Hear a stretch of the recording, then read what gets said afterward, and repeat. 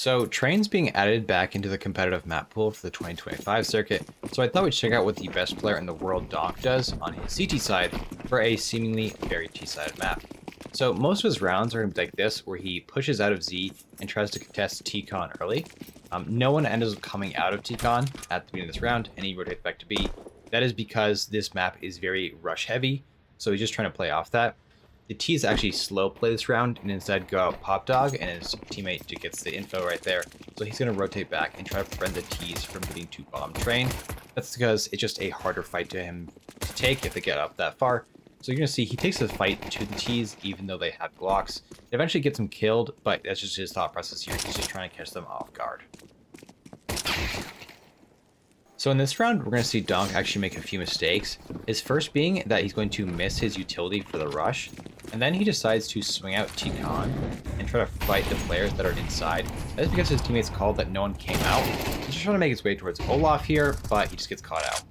So in this round, Donk actually doesn't do a whole lot. He's going to throw his normal anti-rush utility and try to fight T-Con, but since the T's don't come rushing out, he's kind of just left waiting. However, I still think this is a really good round to study because it shows his timings here. So we can see about 20 seconds into the round, he is now worried about a potential T push down towards Pop Dog. And so he's going to flash his teammate into T-Con here to try to get some info. They are going to get contact here, so he is going to try to fight them.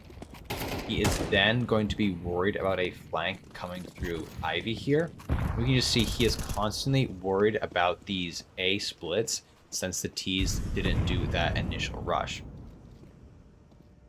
And after a bit, he's going to make his way towards Olaf here, like he tried to do in that last round. And in a second here, we're going to see how just impactful this position is. It's very difficult for the T's to get out of the con here when there is a CT in this position. The T's now decide to go out on B here, so he's kind of just left rotating and caught off guard by the Opera that's peeking him, so he eventually does die. So in this round, we're going to see Donk and his duo Magno Jez pull off a cool little flash play towards Ivy.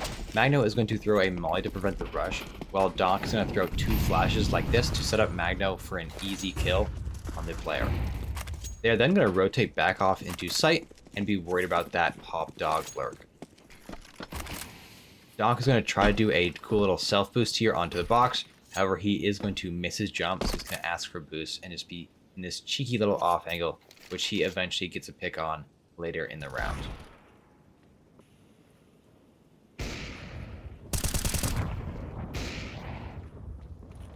In this round, we're going to see how Donk reacts when there's activity towards Pop Dog, or at least there's activity in that general area. So he's going to throw his normal anti-rush utility, but instead of fighting T-Con, he's actually going to peek into Pop Dog here, which at point he hears the rush towards B.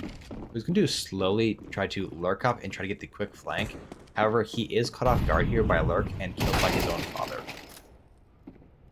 So this is the only round in any of the demos that I watched that Donk actually goes towards B site, and he doesn't do a whole lot with it. He's just going to come close to the wall here towards ramp so he can hear if a rush is coming.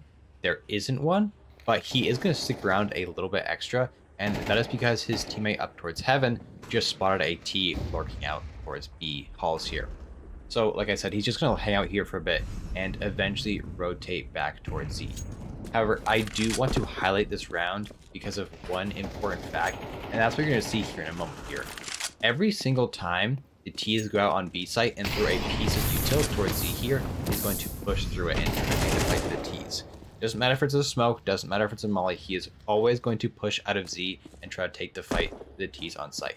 I think he just doesn't want the T's to get comfortable in their post-plant positions, and he's willing to risk the damage for it.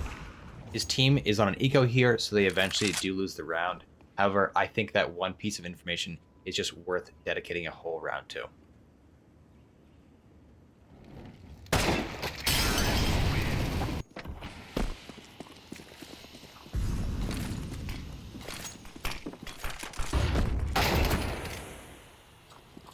So in this round, we're just seeing how Donk tries to prevent the push out of Con here when he doesn't have the money to afford both a frag and a molly. He's going to do that by instead throwing a smoke that prevents the T's from pushing out towards E-Box here, And what he's going to do is instead lurk on the other side of it, just trying to catch any of the T's, trying to make a play out through the smoke. They don't do that, and he is going to overstay his welcome by a little bit, and eventually lose a duel to an AK here, but it's just nice to see his thought process behind this.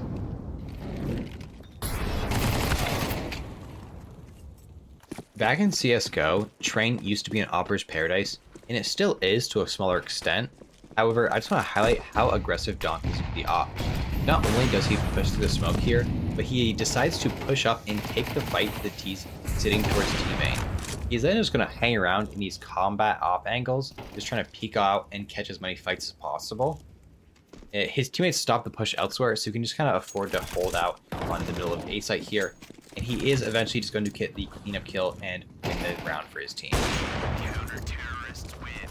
And that was all I really had to show you guys today. But before you go, check out this insane clip he hits with the deagle.